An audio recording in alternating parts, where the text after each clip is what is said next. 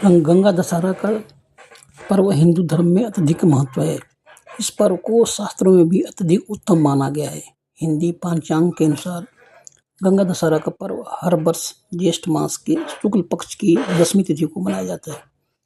ऐसी मान्यता है कि इस दिन भगवान शिव की जटाओं में से माँ गंगा पृथ्वी पर प्रकट हुई थी। यानी राजा भगीरथ का तपस्या सफल हुई थी और इससे पूर्वजों का उद्धार हुआ था। उनके पूर्वजों का उद्धार हुआ था क्योंकि इसी दिन माँ गंगा पृथ्वी पर अवतरित हुई थी।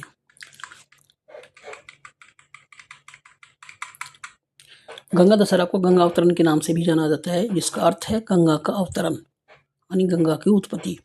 धार्मिक मान्यताओं के अनुसार इसी दिन माँ गंगा का धरती पर आगमन हुआ था। गंगा दशहरा के दिन गंगा में स्नान करने और दान पुण्य करने का बेहद शुभ और पुण्यकारी फलदायक माना गया है।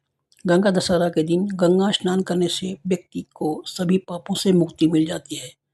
साल 2025 में गंगा दशहरा का त्यौहार 5 जून को है, इसलिए सभी श्रद्धालु इस अवसर का भरपूर लाभ उठाएं।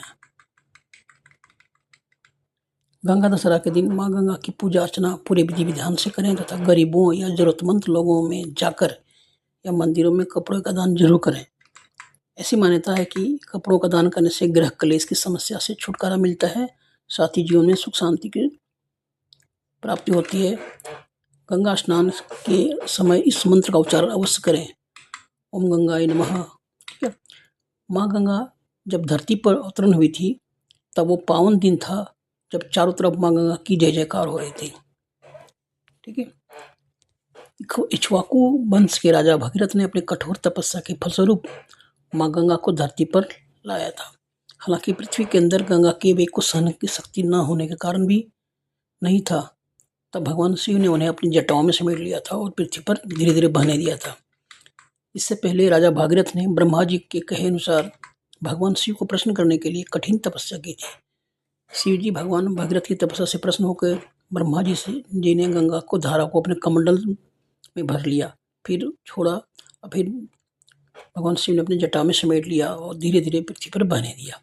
इसके बाद उन्होंने गंगा को अपनी जटा से पृथ्वी पर उतारा, क्योंकि गंगा का वेग इतना तीव्र था, तेज था कि पृथ्वी को फट जाने का डर था और पृथ्वी फट जाता तो गंगा मृत्युलोक में समा जाती, मृत्युलोक में चली जाती।